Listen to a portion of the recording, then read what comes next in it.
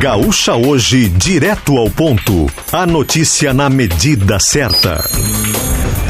Colégio Anchieta, rede jesuíta em mais de 120 países com essa presença tão importante. E a volta às aulas deve seguir as medidas de proteção para que todos retomem suas rotinas com responsabilidade. Cremers em ação pela saúde. Termas Romanas, o melhor parque termal do Brasil. A equipe da Rádio Gaúcha está mobilizada para te ligar com o novo dia. O movimento nos locais de vacinação contra a Covid-19 é menor nesta sexta-feira em comparação com ontem. O Thiago Boff está na zona sul de Porto Alegre. A sexta-feira nos locais de vacinação contra a Covid-19 em Porto Alegre começa com um movimento muito mais tranquilo em comparação com a manhã passada. Nós estamos em um local, um posto, Unidade de Saúde Camaquã, na zona sul de Porto Alegre. Por aqui, ontem, a fila dobrava a esquina. Tinham cerca de 150 pessoas desde a madrugada. Agora tem 15 pessoas aguardando a abertura do posto, vacinação que começa daqui 1 hora, às 8 horas da manhã. O primeiro da fila é um homem, um trabalhador de uma empresa de ônibus que tomou a xepa da vacina. Quando se sobram doses e são aplicadas em quem está na fila após o horário, às 5 horas da tarde. Ele veio buscar a segunda dose da Coronavac. Nós passamos também no Barra Shopping Sul. O drive-thru ontem no Barra tinha cerca de 80 veículos nesse horário. Agora tem menos de 10 carros aguardando a abertura, o que acontece às 9 horas da manhã. Casos e internações por Covid-19 voltam a crescer na maior parte das regiões do estado e ampliam o risco de uma nova onda. Em uma semana, as hospitalizações em leitos clínicos subiram em 20 das 21 regiões gaúchas. E com essa flexibilização das últimas semanas, o Rio Grande do Sul bateu recorde de movimento em locais de trabalho, comércio e lazer e também acende um alerta para o risco de contágio. Daniel Escola, direto ao ponto. São 8 e a tendência, Andressa, pelos números é que mais regiões entrem em nível de alerta aqui no Rio Grande do Sul. O que chama atenção é que são regiões distintas e distantes, inclusive, a indicar que uma nova onda se projeta pelo estado depois de um mês de maio com mais mobilidade e inúmeros exemplos de irresponsabilidade pelo Rio Grande do Sul. Vamos a outro ponto da cidade, Tiago Bittencourt. Falando aqui da unidade de saúde modelo, viu, Andressa? Demorei um pouco para responder porque o pessoal está meio confuso, porque já tem gente aqui procurando a segunda dose da Oxford AstraZeneca. E os cartazes não especificam bem que a segunda dose também é aplicada na mesma fila onde é dada a primeira dose da Oxford AstraZeneca. E aí o pessoal vê segunda dose e fica na fila da Coronavac Butantan, e aí não é no outro portão. Mas tirando esse problema, movimento muito baixo aqui na unidade de saúde modelo. A fila para a segunda dose da Coronavac Butantan tem cerca de 15 pessoas e a primeira chegou há pouco, por volta das 5 horas da manhã. A outra fila, que fica na João Pessoa, é a fila da primeira dose da Oxford AstraZeneca, e essa também não tem 10 pessoas aguardando o início da vacinação às 8 horas da manhã. Estivemos na unidade de saúde São Carlos, junto ao terminal Antônio de Carvalho, e ali também uma fila muito pequena, e passamos também pelo drive-thru da vacinação da PUC, na Avenida Ipiranga, não mais que 10 carros estacionados, muito diferente da situação que a gente viu no dia de ontem, quando a fila já chegava na Salvador França, nesse horário do dia. Vale lembrar que a segunda dose da Coronavac está liberada para pessoas acima de 60 anos e, a partir de hoje, para pessoas que receberam a primeira dose até o dia 21 de março. Esse é o ponto de corte. Essas pessoas podem tomar a segunda dose nas 12 unidades de saúde e também no drive-thru da PUC, no drive-thru do Big do Barra, do Big Sertório, e não haverá a estrutura montada junto ao Bourbon Country. Para a primeira dose da Oxford AstraZeneca, estão incluídas a partir de hoje pessoas com deficiência permanente e, claro, segue pessoas com 18 anos ou mais com comorbidades. Essa primeira dose sendo aplicada somente aqui na unidade de saúde modelo e nos 3 drive-thrus aqui de Porto Alegre. A cantora Rita Lee, de 73 anos, foi diagnosticada com um tumor no pulmão. Segundo o comunicado publicado no Instagram da artista, ela descobriu a doença depois de fazer um check-up, foi atendida e voltou para casa. Ela vai dar sequência ao tratamento de imuno e radioterapia nos próximos dias. 14 graus em Porto Alegre. O Ártico esquentou 3 vezes mais rápido do que o planeta como um todo entre os anos de 1971 e 2019.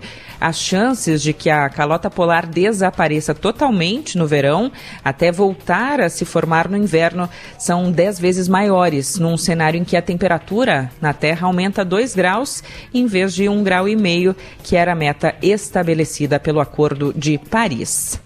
7:05, depois de 240 mortes, cessar-fogo entre Israel e Hamas entra em vigor. Josimar Farina.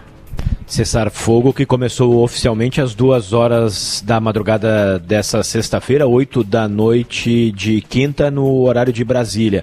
Acerto foi confirmado pelo grupo islamita que governa a faixa de Gaza e também por integrantes do governo israelense. Após dias de pressão internacional e com a mediação do Egito, o cessar-fogo foi aprovado pelo Gabinete de Segurança do primeiro-ministro Benjamin Netanyahu.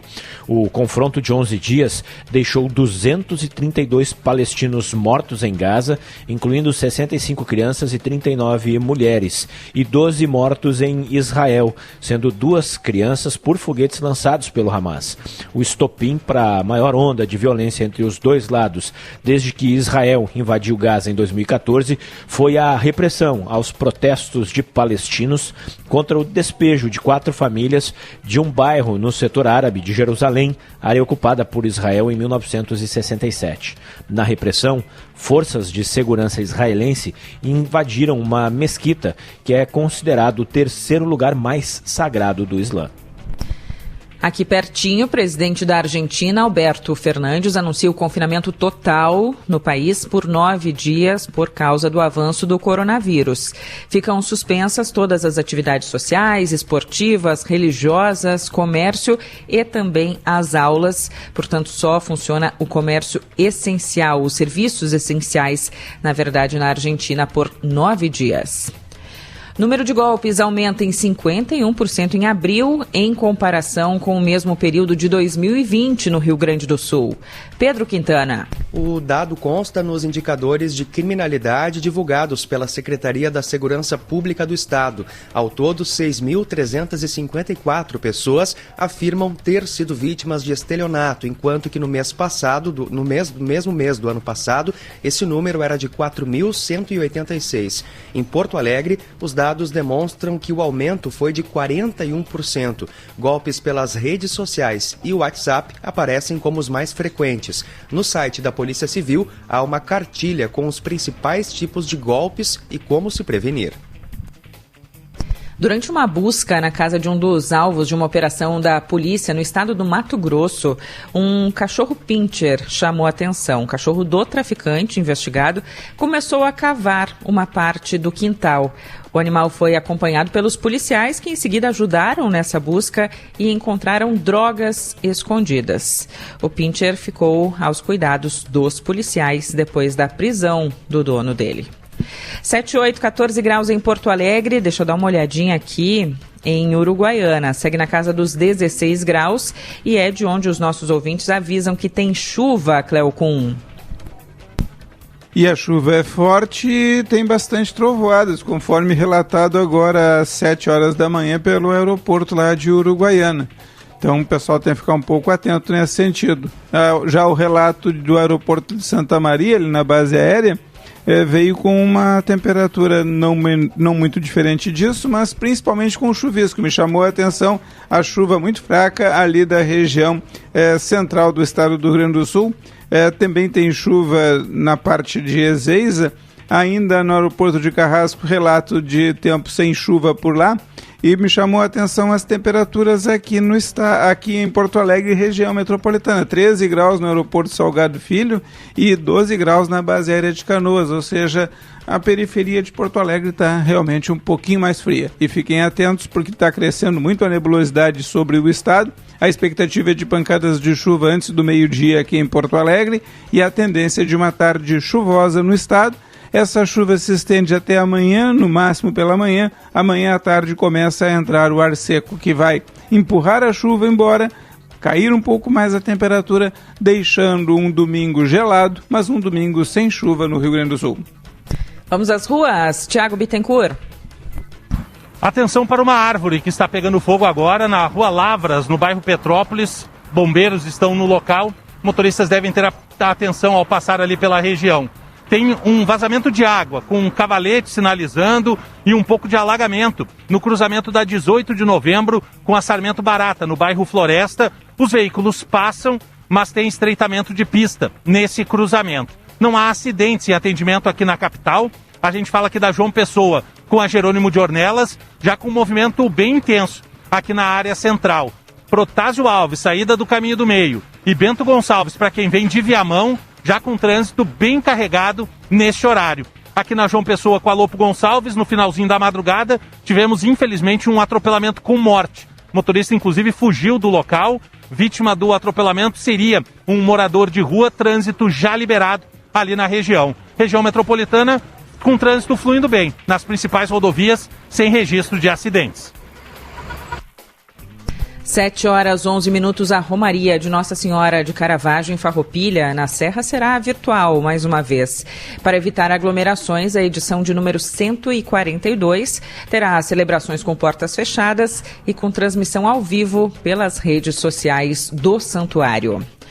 Gustavo Gossen, Procuradoria-Geral da República, entrega relatório de ação no Jacarezinho para o ministro Edson Fachin. Fala, Gossen. O procurador Augusto Aras entregou esse relatório minucioso sobre a operação na qual 28 pessoas foram mortas no Rio. O documento entregue ao ministro Edson Fachin, que é o relator do processo, traz detalhes da ação da Polícia Civil no último dia 6, que podem ajudar os 11 integrantes da corte a julgar sobre os limites a serem impostos nas ações policiais. O julgamento virtual vai até o dia 28. Segunda parcela do auxílio emergencial será acreditada hoje para nascidos em maio. O valor fica na poupança digital até 8 de junho, quando esse público também poderá realizar saques em dinheiro e transferências. Colégio Anchieta, presença jesuíta em mais de 120 países.